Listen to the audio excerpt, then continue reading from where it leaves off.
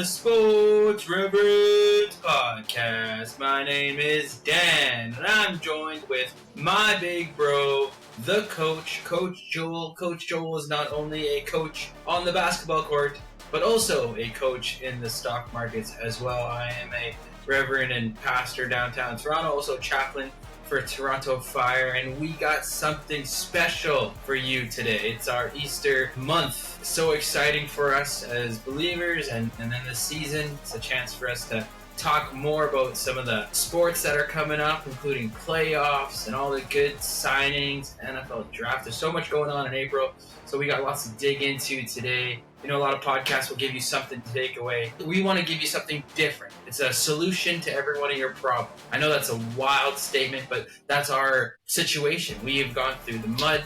We've gone through the challenges the world has thrown at us, and the answer to every one of our solutions has been our faith in Christ. Sports has played a big role in helping shape that, and that's why we're doing this podcast. We want to give you that, share that with you, and maybe you can use it in your life as well. So, Coach, why don't you give them a little rundown of the show, and then we'll dive in. All right. Well, we thank you guys for the extra day of patience and grace for us today. We're going to do our quick hitters as always, go through some of the top 5 stories for the last couple of days. We'll talk about who is more disappointing. No, not from our mother's perspective of Daniel versus me, but Philadelphia versus Phoenix. Who's had the more disappointing season?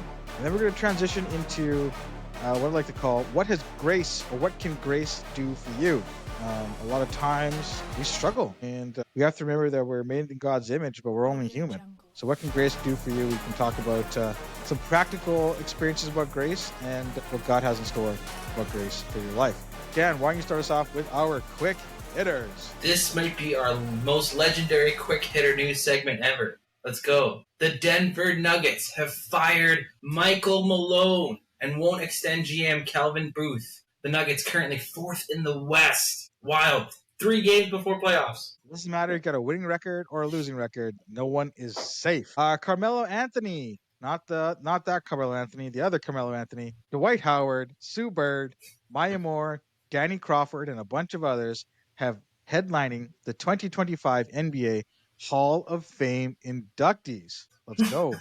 And Vladimir, I should have worn my Vladimir Guerrero Jr. jersey. He signs a 14-year, $500 million deal with the Toronto Blue Jays. Backed up the Brinks truck. They're paying him in U.S. dollars, so none of this Canadian funny money, that's for sure. Talking about breaking records, Alexander Ovechkin has passed the great Wayne Gretzky for the most goals ever in an NHL history period, in a 4-1 loss to the New York Islanders.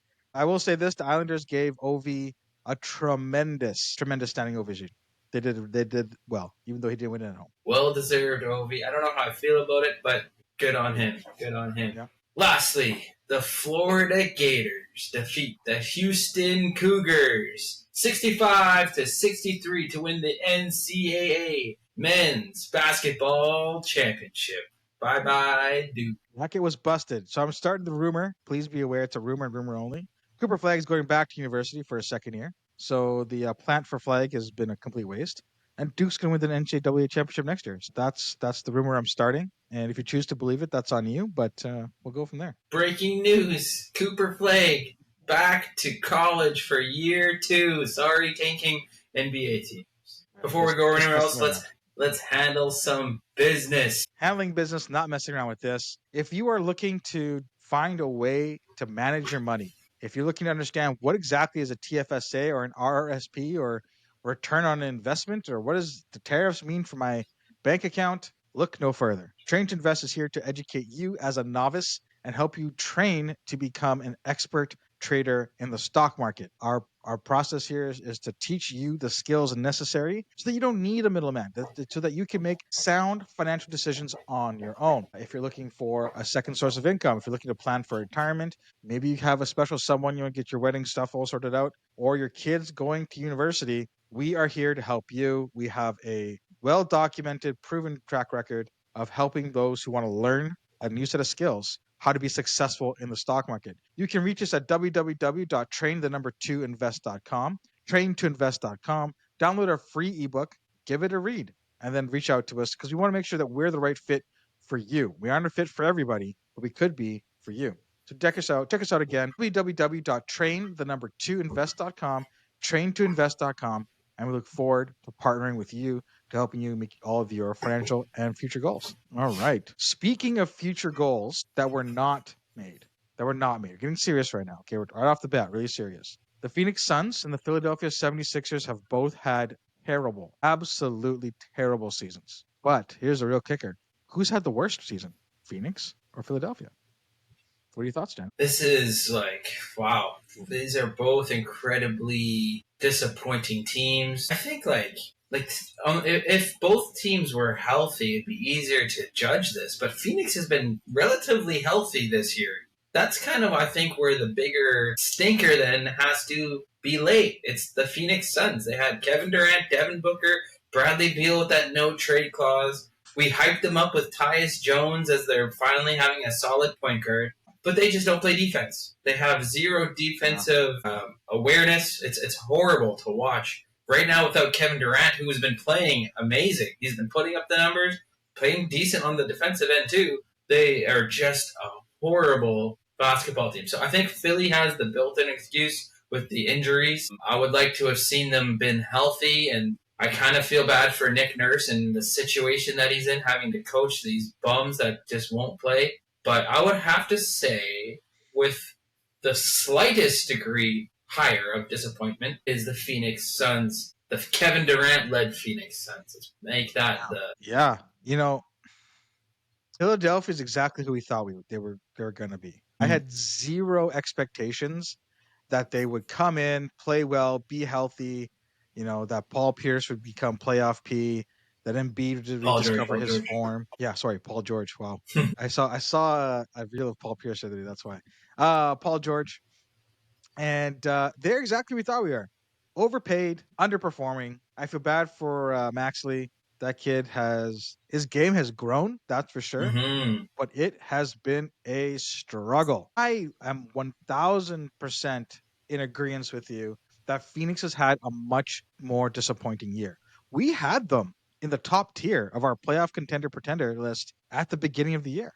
Like you said, we expected the point guard to come in. I expected Nurkic to really help stabilize that defense, and they just couldn't do it. Now, I think part of the problem is Coach Budenholzer. He's not really a defensive coach. Wow. In Milwaukee, you had Giannis, and you had the Lopez brother, Brook, who is an outstanding defender. Atlanta, they weren't when they sent 4 to the All-Star game. They were not a defensive juggernaut. This Phoenix team has not been a defensive juggernaut, and they're letting teams rip right through them. When you're trying to trade Kevin Durant at the trade deadline so you can go get Jimmy Butler, there is something wrong. The math doesn't math. That made zero sense to me. And now it's really going to be awkward in Phoenix. Durant has to go next year. He's on an expiring contract. I think he's making like $55-ish million next year. So no team can just absorb him, right? And you're not going to, and if you want young guys, you want picks, where are you going to go? So many teams are up against the second apron. I honestly think you trade Devin Booker. Trade Devin Booker. He's a younger. You get more assets. Maybe you swing those assets for another legit older star, and you go for it in Durant's last year. I know a lot of people are pushing for, hey, trade Durant, do this, do that. But his value, while he's an excellent basketball player, the return you're going to get is not going to be much. Maybe a pick or two, filler in trade. You have to match the salary, so you're not getting cap relief that way. Bradley Beal was a stretch, and they gave up a lot to get Bradley Beal. And I think that has really handcuffed their ability to perform. Wow. And Grayson Allen did not play well. So that's my hot take. Trade Booker. What about this? Okay, it just popped into my head. Sure. You trade Kevin Durant 2.0, Brandon Ingram. The salaries are close. So Ingram and a filler for Durant. Would they take that? No, because they're not close. I mean, I think that'd be great for Phoenix. It doesn't help Toronto. Oh, really? Toronto isn't a Kevin Durant player away from winning the chip. You don't think so?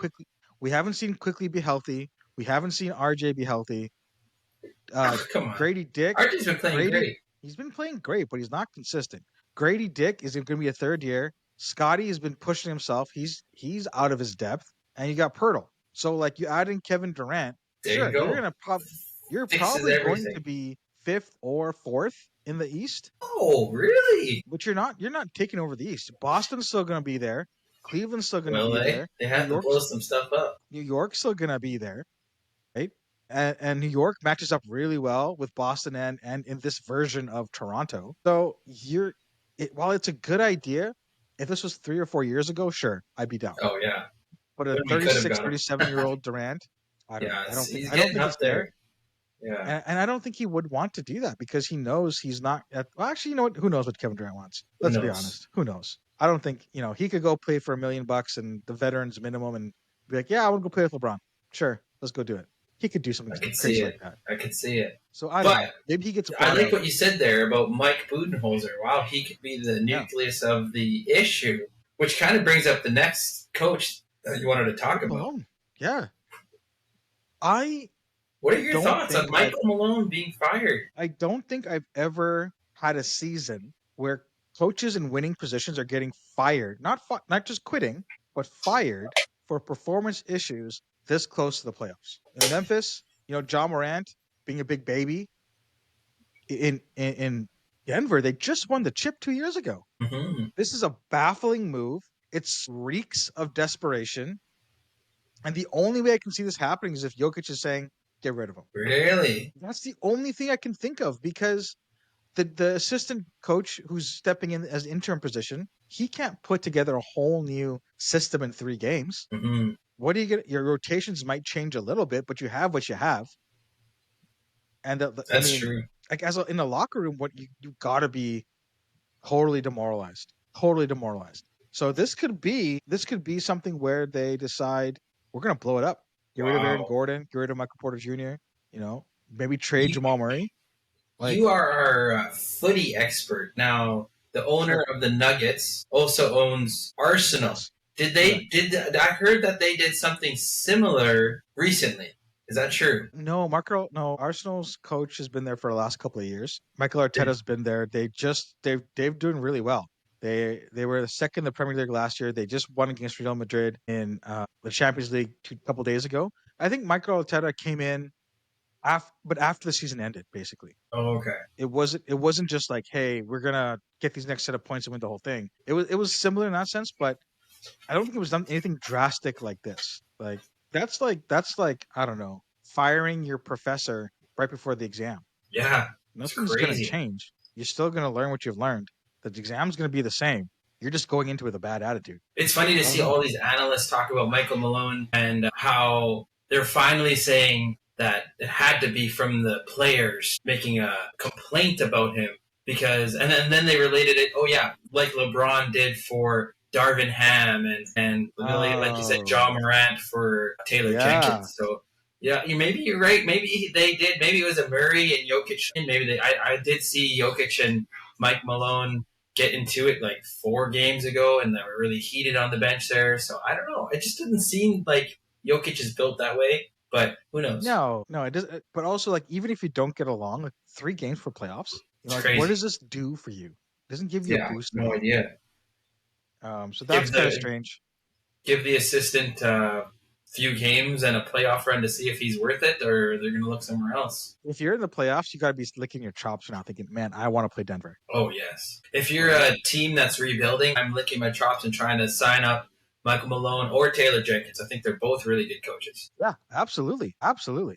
Like Mike Malone probably take the summer off and be like, "Where do I want to go? Where do I want to go?" So talking about taking summers off, we got some great Hall of Fame news. Now, some of this is still questionable for some people. I want to take your take on it. But the highlights this year of the Hall of Fame: Carmelo Anthony, Dwight Howard, Sue Bird, Maya Moore, and Danny Crawford leading the way. Does anyone on that list scream, "This doesn't make sense"? I have no idea about the WNBA players. I'm assuming yes for them. Sue Bird, I'm pretty sure is up there. I don't want to even pretend I know. So minus them, sure. I know. I think both those guys they deserve it. I don't think I have a question about them. I know Melo doesn't have that championship, but he's got a lot of points. He's got a lot of stats. He's done a lot of all-star Yeah. appearances, quite a few. He's got some. He's got good enough stats to make it in. He's just never won. Yeah, I agree with you on that piece with Carmelo. He's got the Olympic golds. I think they're also inducting the 2008 gold medal team. I question what and this is harder for basketball than I think maybe something like baseball, but I question how hard it is to evaluate players from different eras in Mhm. basketball. Because you got, there's always that talk about, oh, Michael Jordan was playing against plumbers and carpenters and whatever. And that's not true. The game was different for sure, but the guys were just as skilled. I mean, Larry Bird could have played today's NBA Yeah. for sure. But like looking at someone like Dwight Howard, does he get in if he doesn't win a chip with LA? Like he was basically unemployed before LA came calling. His his statistically, Or he's pretty incredible. He's got like quite a few defensive players of the year. He's the Orlando Dwight was different. He yeah, was different. that's what I was just gonna say. Took it to the NBA finals. Like he was good, man. He's just a like they're not guys I can get behind in character or in Yes. and be like Melo's alright for the sense of like I liked him as a player, but they're not the players I like to get behind. But they were good. They were really good. They're all time greats. They are. They are. I can't argue that. Okay. Think Yeah, about Melo's I like- situation, right? Like Melo could have done if he was in Detroit when he's drafted, or if he was like LeBron and jumping ship everywhere in his prime to join a super team. Think about him on that super team in Miami instead of Bosch. That was the idea: is Wade, Bosch, and Melo. I mean Wade, James, and Melo. Yeah, but Carmelo also, he moved to New York partly because of his wife, right? That's the story. And He's like New York through and through. yeah, he's New York through and through. But like even when you watch the Redeem Team doc, he doesn't take it. He doesn't take basketball seriously. Mm. Like everybody says Dwight Howard, smiley, jokey, whatever, but he still worked hard at his game. I think Melo had way more talent, but he settled to be the mid-range jump shooting guy. He was never the guy who would lock somebody down or get that rebound or like he was never. He was always, even though he's that top 3 for that draft class and for a long time, I always felt it was like LeBron, D Wade, and then Melo. They weren't up there. And maybe the stats will say otherwise, but you have to take into account. Was he just a scorer on a bad team? I don't know. He's not a leader. He's not a guy who can get behind and say, "I'm going to put you on my back. We're going to go. We're going to, get some buckets." The best he played was in Olympic basketball when he was like the 3rd or 4th best player, right? And a short of 3-point line. Like, he was incredible at the Olympics. I'm pretty sure that you and me could have been incredible at the Olympics with that team. Yeah, So, that's true. But he was the leader of it too. Like his game was built for it. Yeah, his game was built for it for sure. But yeah, I don't know. I think we'll see. We'll see about that. Good. Last person we're going to talk about is Danny Crawford. The only reason why I bring up Danny Crawford is because he is the only guy who could give Tim Duncan a technical foul and toss him out of the game for laughing. He had a great career.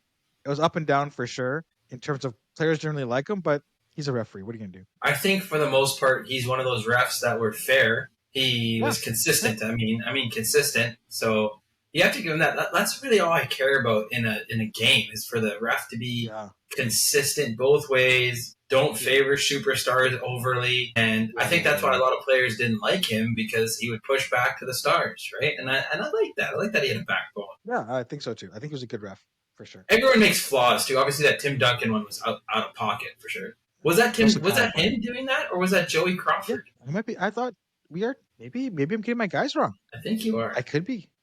Hold on. Let's just do a quick Google search here. Danny. Because Joey Crawford was known for that quick T whistle. Guys, it could be live wrong right now. But no, I'm thinking of Joey Crawford. Danny Crawford. Let me take back everything I just said. Everything I just said. Danny is amazing. I love that guy. One of the best refs around, honestly. Yeah, he was. I think he was overall loved by most people, right? Yeah. I was thinking. I'm sorry. I apologize. I should Google them first. But Joey Crawford, that's the bum. It's funny. Danny Crawford, I think it was good. In the pre-show, he said the bald guy, so I looked him up, and both of them bald. So I was just like, okay, maybe you're right on this one. No, that's one's black, one's white. That's right. We love them both the same. But Danny Crawford, there we go. Danny Crawford, you get props from the Sports Revs. We know you're listening. Not really, but that's okay. And yeah, we love you. So that wraps up our talk for today. Let's jump right into our real talk. All right, we're going to talk about a real talk segment today. And I've titled it, What Can Grace Do For You? I remember there was those UPS ads, What Can Brown Do For You? And everybody made the Brown joke, brown guys, it's hilarious. But what can Grace do for you? How about we start off with this? Can you give us a dumb answer, dumb reference of what grace actually is? Grace is freedom. It is redemption. It is forgiveness. It's in the faith perspective, it is God paying the price for your sins so that you don't have to pay it for yourself. What the Bible talks about sin, if you are sinful, which we all are, the punishment of sin is death. The wages of sin is death. And then this Easter season, that's what we celebrate because Jesus was like, all right, you guys are owed this, but I'm going to pay it for you because that's how much I love you. Even though you're horrible to me, even though you're spitting on me, even though you're going to crucify me, I'm going to pay this for you because I love you. That's what grace is in the faith terms in a nutshell. So it could be like forgiveness without deserving it. Yeah. Okay. I'll start you off with this piece. We'll get to the faith part in a little bit. But I've coached a long time. A lot of kids. Mostly guys, mostly between the ages of 13 and 16. That's a very dumb age to be a guy. A very dumb age. Now, for those of you who know me, I've coached at a very small school called Linden Christian. It's getting bigger, but in terms of Canada wide, it's a very small school. And you got to sometimes work with what you have. Work with what you have. And I remember, I had this one team, and I won't name names, even though I would love to. But we were trying to teach them the 131 press, the 131 press. And on the back end of the press, for those of you who don't know, you just have to go to where the ball's going. If the ball's going to the left-hand side of the court, you go to the left-hand side of the court. The ball's going to the right-hand side of the court, you go to the right-hand side of the court. I'm a very reasonable man. I don't yell. I don't scream. Whoa. I'm a delight. I'm encouraging. No, Yes. I'm legit. I'm legit Bobby Hurley. Just full throttle, spit flying everywhere, top of my voice, but never cursing anybody out. There's always just yelling the right directions. And this young man, he just couldn't figure out what to do. And try as I might, weeks turned into months. He just couldn't do it. And so I knew if I called the 131 press, I'd have to have grace for this man because he got better. We'll say he went from a 2 out of a 10 to a 6 out of 10 in that time. And 6 out of 10 doesn't sound so bad, but it's really not great. But I knew that if I called this 131 press, I prayed that the boys up front would just get that turnover because it was a train wreck to see what this kid would do. It was a gamble. And I had to have grace because not everybody is a stud superstar. Not everybody gets it. This boy was smart in other ways. A chess champion actually, which also surprised me that he couldn't spatially figure this out. But he couldn't. So I had to have grace and I had to think of like, God, I have been in these kind of practices where I am lost. I am the dumb one. I am out of place. I can't come down on this kid too hard. But inside it was burning me up. And I could see when he screwed up, the other guys were just like, okay, we're going to the baseline. And so they'd head to the baseline and we'd run. We tried again, we'd run. We tried again. That was probably one of the best in shape teams from point A to from start to finish. They really got into shape that year. But you had to show grace because he just couldn't do it. I had another situation where I had another young guy. He thought he was better than he was. Granted, he would get hot when he would shoot, and sometimes he would hit 3 or 4 in a row, and then you could see the cockiness come out, the head bobbing. He'd actually start trying on defense, and then he'd just go heat check, and I'd be like, What's wrong with "What's the wrong?" heat check? There's a heat check, and then there is the I'm cold, the oven turned on, and then there's a heat check.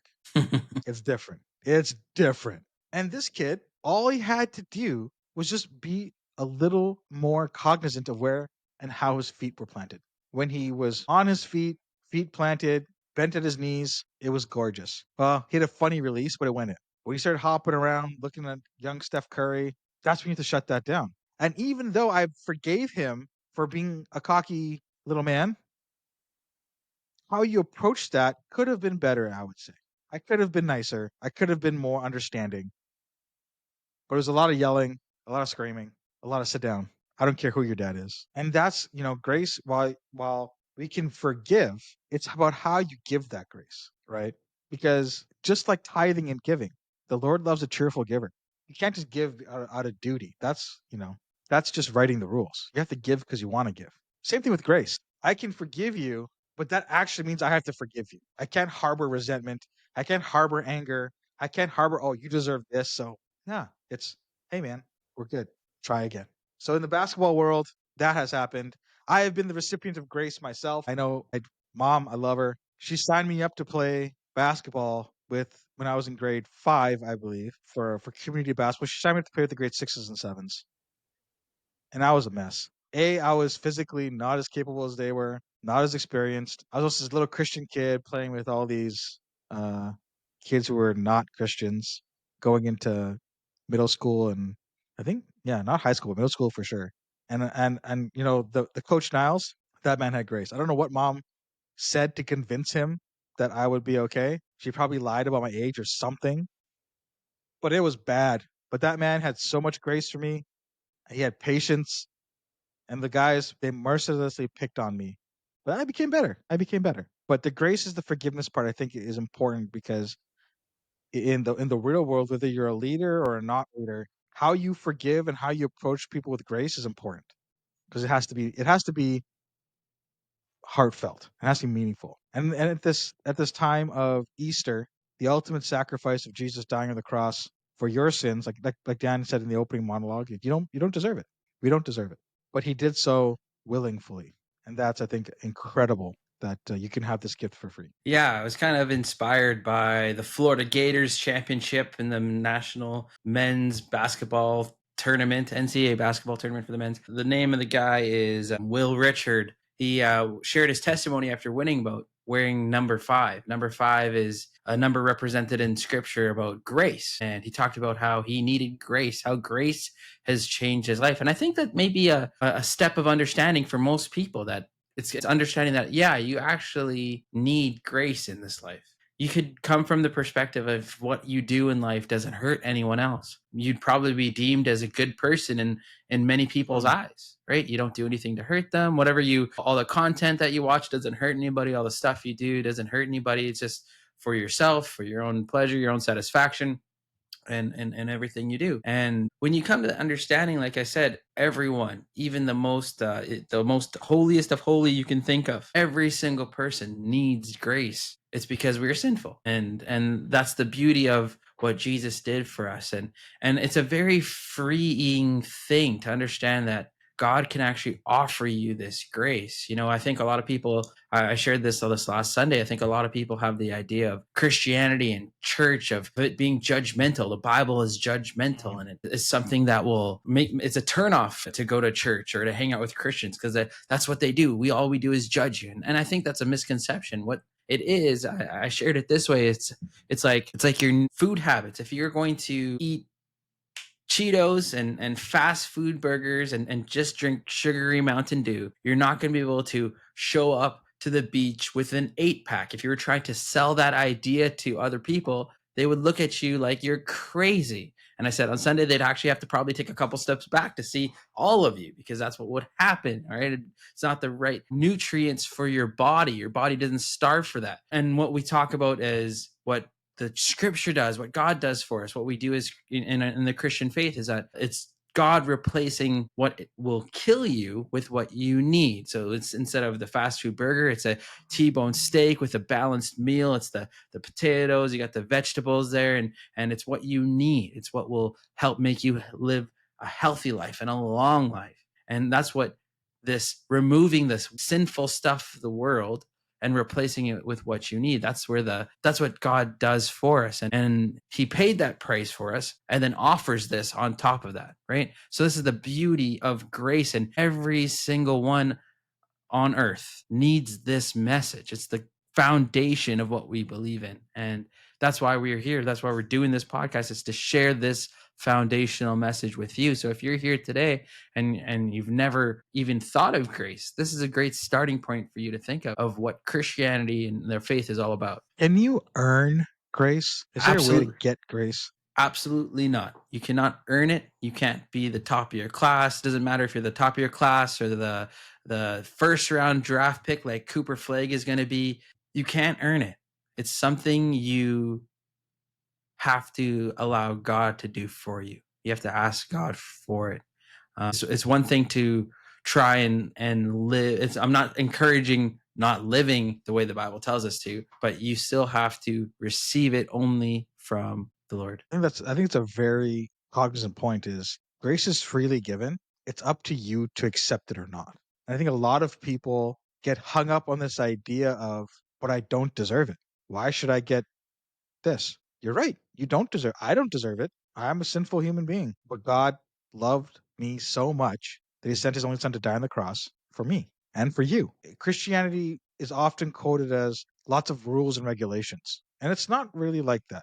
It's a choice. It's a choice of that you decide that I want to live. I want to accept that I have this grace from God, then that He saved me from hell.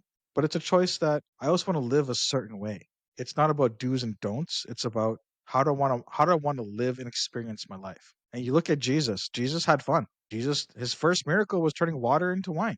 Life of the party. He was also serious. He was knowledgeable. He studied hard. He knew the Bible. He knew the theology. But he also was compassionate. He was kind. He was caring, and he pursued excellence. And I think those are all aspects of life that we all want in our day to day. We want a partner, or a husband or a wife who is kind and loving to us. We want to be ambitious. We want to pursue excellence. You want to be happy, you want to be joyful. How you go about doing those things, well, that's all about choices. You can look to drugs, you can look to porn, you can look to one night stands, you can look to all sorts of different things to fill that void. But at the end of the day, like we talked about in the open monologue, we have the solution for all your problems. It doesn't mean you won't have problems. Won't mean that life is going to be perfect and smooth and easy. That's not true. But you will have, and I mean, I'm speaking from my experience, when you're abandoned, when you feel alone, when you feel hurt and sad, you'll always have God who created heaven and earth, the God who sent his only son to die for you, the God who knows how many hairs are on your head, even if you're bald, how many you could or could not grow. And he loves you. And that is more powerful than having all the money in the world, having a big house, having fancy cars, having a private jet. And it may not seem like that in the world's eyes, but when you're home alone and you feel sorrow and you feel sadness, you can pray and know that I have a relationship with this amazing creator who cares about me versus, hey, I'm going to open the bottle and just numb my pain for the next 12 hours. And that's something that is under advocated for because you always talk about the do's and don'ts. We're always talking about walk like Jesus did, but it's about the choice. It's about the choice to live your life to the fullest and to allow something that's bigger than yourself to manifest his will through you in your life. Yeah, my last thought is this is a lot of people also get hung up on the idea of this tangible, what we can hold on in the tangible, and I can actually say this with confidence. My relationship with God, I see him working. I know I've experienced his works in that I can look back and I can tell you the exact, like, even look at my life, all right? My life before Christ and my life living for Christ. I was a different person. I have many people that can testify about me being angry and selfish and self-centered to who I am today, which I hope is a lot different. I hope is a lot has changed, and I think a lot of people that know me have shared that with me. It's like, you're a different person. You have something different inside you, and the only way to quantify that is my relationship with Christ. He's softened my heart. He's changed my ideology. All I want to do now is to honor his name and bring people into this understanding that they need grace as well, that it's freely given, but they got to choose it. And look what it's done for me. Look how it's changed my every aspect of my life. And it's available for you too. There is tangible in scripture. We looked at the what was tangible for Paul. Paul had the 500 witnesses, the 12 himself that saw Jesus after he died. Or when Jesus rose again, they had personal encounters with Jesus. That's what they were so convinced, because they saw it before their eyes. It's the same if you look back throughout your life, how you can see God actually even working in it. Whether you believe in him or not, you can see how he has probably kept you from things and has protected you from different things. I know I can throughout my whole life. I can see that so vibrantly. That's something that will encourage you to do, to look at. There is the tangible evidence that he gives. Absolutely. And as a last point for today, grace is freely given. And if you want to learn more about it, reach out to Sports Revs on Instagram. If you want to go find somebody at a local church, we have lots of connections. Pastor Dan's got lots of connections, so we can point you in the right direction. But it's a gift freely given by a God who loves you, cares about you, and only wants the best of you.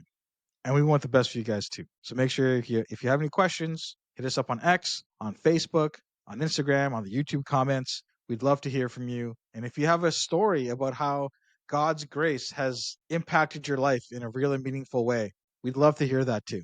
So from the Chandler brothers to you guys, peace world. Peace out.